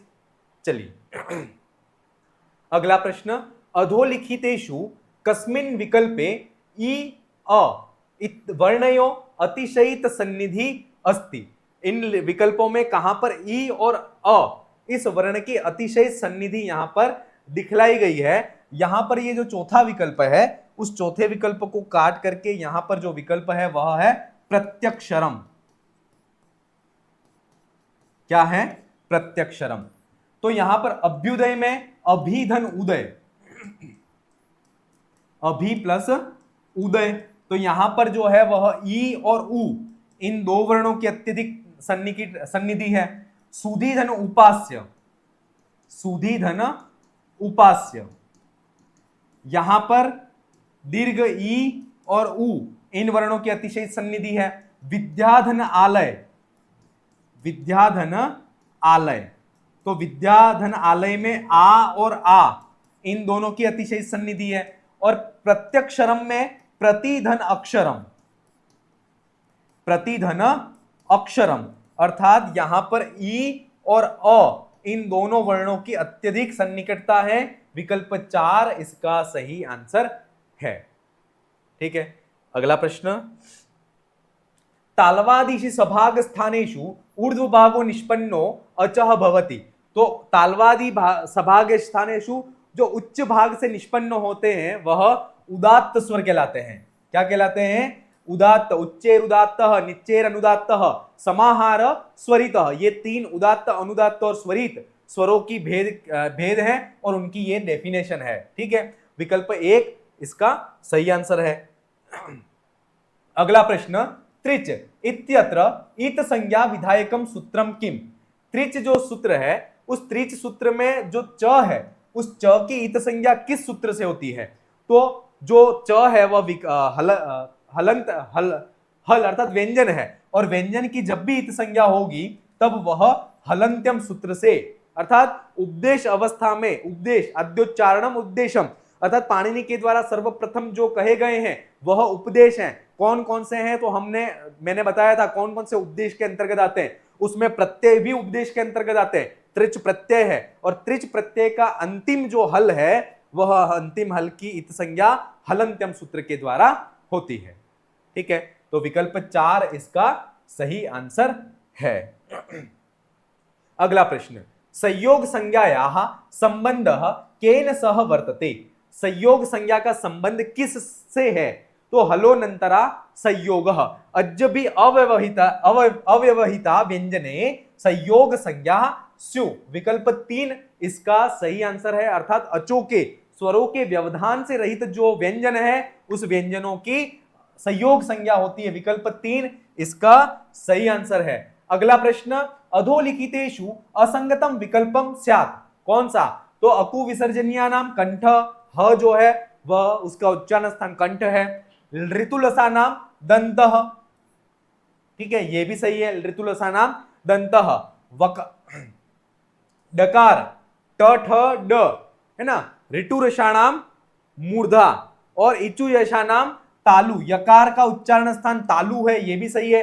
री जो है उसका उच्चारण स्थान दंत है, ये भी सही है। लेकिन डकार जो है उस डकार का उच्चारण स्थान ओष्ठ नहीं है। ऋतु रसाणाम मूर्धा, ट ठ ड, टकार ट जो है ट वर्ग में जितने वर्ण आते हैं उनका उच्चारण स्थान मूर्धा होती है। विकल्प 4 इसका सही आंसर है। अगला प्रश्न, प्रत्येक वर्णस्य कति आभ्यंतर प्रयत्नानि भवन्ति। प्रत्येक वर्ण का आभ्यंतर प्रयत्न कितना होगा? तो प्रत्येक वर्ण का आभ्यंतर प्रयत्न एक ही होगा, या तो स्पष्ट, ईषद, ईषद विवृत, विवृत या संवृत, 5 में से एक ही होगा। तो विकल्प 1 इसका सही आंसर है। अगला प्रश्न, अधोलिखितेषु अनुनासिकः नास्ति, मुख नासिका वचनोनुनासिकः। ये अनुनासिक व्यंजन की परिभाषा है कि जिन वर्णों का उच्चारण मुख और नासिका इन दोनों के संयुक्त रूप से, संयुक्त संयोग से जिन वर्णों का उच्चारण होता है वह अनुनासिक व्यंजन कहलाते हैं। और अनुनासिक जो पंचमा अक्षर है य म गण न म, ये पंचमा अक्षर अनुनासिक व्यंजन कहलाते हैं। और अनुनासिक में ये आता है, ये आता है, ये आता है, लेकिन क जो वर्ण है वह अनुनासिक नहीं है अपितु कंठ वर्ण है। तो विकल्प 4 इसका सही आंसर है। अगला प्रश्न, व्याकरण शास्त्रानुसारम हसति इत्यस्य क्या संज्ञा भवति। तो हसति सुप तिगंतम पदम, अर्थात जहां पर सुबंत और तिगंत पद हो, सु ओजस अम और शस जो सुबंत प्रत्यय हैं जिनसे शब्द रूपों का निर्माण होता है, तिगंत प्रत्यय जिनसे धातु रूपों का निर्माण होता है, तिप तस्जी सिप तस्त आदि 9 परस्मय पद, 9 आत्मनेय पद, इस प्रकार से 18 प्रत्यय तिगंत हो गए, 21 प्रत्यय सुबंत हो गए। तो सुबंत प्रत्यय, तिगंत प्रत्यय, इनके संयोग से निर्मित होने वाले जो शब्द होते हैं उनकी पद संज्ञा होती है। विकल्प 4 इसका सही आंसर है। अगला प्रश्न, णिनि प्रत्यये इकारस्य इत संज्ञक सूत्रः अस्ति। ऋणी प्रत्यय में इकार की जो इत संज्ञा है वह किस सूत्र से होती है? तो प्रत्ययों के उपदेश अवस्था में स्थित जो प्रत्यय है उनमें स्थित अंतिम जो हल है, अंतिम अच है, उस अच की इत संज्ञा उपदेश जनुनासिक इत इस सूत्र के द्वारा होती है। तो विकल्प एक इसका सही आंसर है। जकारस्य बाह्य प्रयत्न विषय संगतम स्यात्। जकार अर्थात जकार के अंतर्गत वर्ग का च छ ज वर्ग का तीसरा वर्ण है ना, विवार श्वास और अघोष, संवार नाद और घोष, संवार नाद और घोष, ये बाह्य प्रयत्न जो है वह तृतीय वर्ण का होता है। ठीक है, तो इसका 34वें का सही आंसर है वह विकल्प 4 इसका सही आंसर है, संवार नाद और घोष। अगला प्रश्न, कादयो मावसाना वर्णा भवंती। तो कादयो मावसाना स्पर्शा अर्थात क आदि में और म अवसान अर्थात अंत में है, ऐसे समस्त वर्णों को स्पर्श व्यंजन कहते हैं। स्पर्श व्यंजनों की संख्या 25 है। तो इसका विकल्प इसका सही आंसर है विकल्प 4 इसका सही आंसर है। अगला प्रश्न, अधोलिखितेषु अंतस्तः नास्ति। अंतस्तः यणो अंतस्तः, यणो अंतस्तः अर्थात यण प्रत्याहार में आने वाले जो व्यंजन है य व र ल ये अंतस्थ कहलाते हैं। तो य व र ल, य र ल ये है स ऊष्म व्यंजन है, ये अंतस्थ नहीं है। विकल्प 2 इसका सही आंसर है। अगला, वर्णानाम अतिशयित सन्निधि पर सन्निकर्ष संहिता वर्णानाम अतिशयित सन्निधि संहिता संज्ञः स्यात्, ये इसकी वृत्ति में कहा गया है। तो इसका सही आंसर है विकल्प 1 इसका सही आंसर है। ठीक है, अगला प्रश्न, हलोनंतरा संयोगः अर्थात अजबी अव्यवहिता व्यंजनाः संयोग संज्ञकः स्यु अर्थात अचो के व्यवधान से रहित जो व्यंजन है उनकी संयोग संज्ञा होती है। विकल्प 3 इसका सही आंसर है। अगला प्रश्न, सुबंतस्य संज्ञा भवति सुप तिगंतम पदम अर्थात जो सुबंत है और तिगंत है उसकी पद संज्ञा होती है। विकल्प 4 इसका सही आंसर है। अगला प्रश्न, अधोलिखितेषु इत संज्ञा विधायकम सूत्रम नास्ति।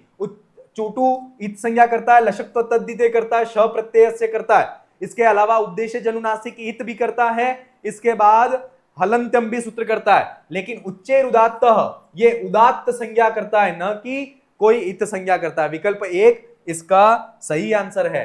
अगला प्रश्न, अधोलिखितेषु घकारस्य बाह्य प्रयत्न विषयकम उपयुक्तम विकल्पम चिनुत। घकार जो है वह क्या है? तो ये क ख ग घ चतुर्थ वर्ण है, क वर्ग का चतुर्थ वर्ण है और ये स्पर्श व्यंजन है। तो सबसे पहला चतुर्थ वर्ण, सबसे पहला इसमें बाह्य प्रयत्न की बात करते हैं। तो बाह्य प्रयत्न संवार नाद और घोष, संवार नाद और घोष होगा, क्योंकि वर्ग का तीसरा चौथा और पांचवा वर्ण होगा तो उसका बाह्य प्रयत्न ये होता है। इसके बाद महाप्राण चौथा वर्ण है और चौथा वर्ण अर्थात दूसरा और चौथा वर्ण जो होता है उसका दूसरा और चौथा वर्ग का दूसरा और चौथा वर्ण उसका बाह्य प्रयत्न महाप्राण होता है, अर्थात संवार नाद और घोष, संवार नाद घोष और महाप्राण। विकल्प 3 इसका सही आंसर है। 41 का विकल्प 3 इसका एकदम सही आंसर है। अगला प्रश्न, चलिए, विव्रतम। तो विव्रतम किसका होता है? विव्रतम स्वराणम आभ्यंतर प्रयत्न अ आ, विकल्प 3 ये इसका सही आंसर हो सकता है ना, बाकी में नहीं आ रहा है। ईषद विव्रतम स्पृष्ट प्रयत्नम स्पर्शानाम च और छ ये हो गया। ईषद स्पृष्ट अंतस्थानाम य व र ल ये हो गया। ईषद विव्रतम उष्माणाम अर्थात ये हो गया, अर्थात पहले का 3, दूसरे का 4, तीसरे का 1 और चौथे का 2। इस तरह से ये सूत्र आपको सारे याद हो जाने चाहिए। 42वें प्रश्न का विकल्प 1 इसका सही आंसर है। क्लियर? अगला प्रश्न, अघोष वर्णानाम विकल्पम चिनुत। अघोष वर्ण अर्थात वर्ग का पहला और दूसरा और श और स ये वर्ण अघोष कहलाते हैं। वर्ग का पहला दूसरा विवार श्वास और अघोष क्या क्या कहलाते हैं? विवार श्वास और अघोष। अब अघोष वर्णों का विकल्प आपको चयन करना है। तो पहला क ठीक है, च छ ये ठीक है, ये नहीं है अघोष वर्ण, ट ठ ये ठीक है, श ये भी है, ह जो है वह अघोष के अंतर्गत नहीं आता है, च ट ये ठीक है, दोनों वर्ग के पहले वर्ण है, श ये भी ठीक है अघोष में आता है, और स ये भी अघोष में आता है। विकल्प 3 इसका सही आंसर है। क ख और च अघोष वर्णों का आपको विकल्प चयन करना है। और इसमें एक ऑप्शन एक थोड़ा सा मिस हो रहा है। इसमें 43वां जो प्रश्न है, उस 43वें प्रश्न का विकल्प 3 जो है वह सही है। इसमें क ख छ और इसमें व, ये चौथा ऑप्शन ठीक है, तो ये भी सही नहीं है क्योंकि क ख और च ये तो आते हैं, व इसमें नहीं आता है। तो विकल्प 3 इसका सही आंसर है। ठीक है, अगला प्रश्न, अधोलिखितेषु अल्प प्राण नास्ति, अल्प प्राण महाप्राण वर्गों का पहला, तीसरा और पांचवा ठीक है, और य व र ल ये अल्प प्राण होते हैं। तो पहला तीसरा वर्ण है, ये पहला वर्ण है, और त थ द ध ये त थ द ध ये चतुर्थ वर्ण है, और ये पंचम वर्ण है। तो विकल्प 4 जो है वह अल्प प्राण में नहीं आता है। ठीक है, अल्प प्राण नहीं है क्योंकि चौथा वर्ण है, दूसरा और चौथा वर्ण और शल वर्ण होते हैं, वह महाप्राण होते हैं। विकल्प 4 इसका सही आंसर है। स्वराणाम प्रयत्नम अस्ति, स्वरों का प्रयत्न कौन सा होता है? तो विव्रतम स्वराणाम, अर्थात विकल्प 3 45 का विकल्प 3 सही आंसर है। अब सारे प्रयत्न से संबंधित प्रश्न आपको याद हो जाने चाहिए। पद संज्ञकः अस्ति, कौन सा शब्द ऐसा है जो पद संज्ञक है? सुप्तिगंतम पदम, अर्थात सुबंत और तिगंत प्रत्यय से युक्त जो पद शब्द होता है वह उसकी पद होती संज्ञा होती है। स्था, खाद और हस ये तीनों रूप हैं, वह धातु है। क्या है? मूल धातु है। लेकिन पिब है वह तिगंत पद है, धातु रूप है, इसलिए इसकी पद संज्ञा होती है। विकल्प 1 इसका सही आंसर है। इत संज्ञा या फलम किम, तो इत संज्ञा का फल यह होता है कि लोप होता है। जिस जिस शब्द की इत संज्ञा होती है उसका तस्य लोप से लोप हो जाता है। विकल्प 1 इसका सही आंसर है। व्याकरणे लोपस्य तात्पर्यम अस्ति, व्याकरण में लोप का अदर्शनम लोप, अर्थात प्रसक्तस्य अदर्शनम इति लोप संज्ञा स्यात्, ये वृत्ति में कहा गया है। तो अदर्शन इसका सही आंसर है। जो प्रसक्त है उसका अदर्शन होना वही लोप संज्ञा को प्राप्त होता है व्याकरण में। विकल्प 3 इसका सही आंसर है। अगला प्रश्न, दुधाय इत्यत्र दुपदस्य इत संज्ञा विधायकम सूत्रम किम, दुधाय में य इसकी अगर इत संज्ञा के लिए पूछ ले तो इसकी इत संज्ञा हलंत्यम सूत्र से होगी। किससे होगी? हलंत्यम से। लेकिन धातु रूप के आदि में डू है ना, आदि ई टू डू, अर्थात धातु के आदि में ई, टू और डू ये वर्ण आ जाते हैं, तो उनकी इत संज्ञा आदि ई टू डू से होती है। विकल्प 2 इसका सही आंसर है। इस डू की इत संज्ञा आदि ई टू डू से होगी, तस्य लोप से उस डू का लोप हो जाएगा। य की इत संज्ञा हलंत्यम से होगी, तस्य लोप से लोप हो जाता है, और धातु मूल रूप में दा हमारे सामने आती है। विकल्प 2 इसका सही आंसर है। अगला प्रश्न, उष्माणाम प्रयत्नम किम, उष्म ईषद विव्रतम उष्माणाम। ठीक है, स्पृष्ट प्रयत्नम स्पर्शानाम, ईषद स्पृष्ट अंतस्थानाम, ईषद विव्रतम उष्मणाम, अर्थात ईषद विव्रत प्रयत्न जो होता है वह उष्म व्यंजनों का होता है। य व र ल श श स ह, श श स और ह ये उष्म, ये जो है वह उष्म व्यंजन होते हैं। विकल्प 3 इसका सही आंसर है। ठीक है, इस प्रकार से आज की क्लास में हमने 50 क्वेश्चनों को बहुत त्वरित गति से, बहुत फास्ट गति से देखा है।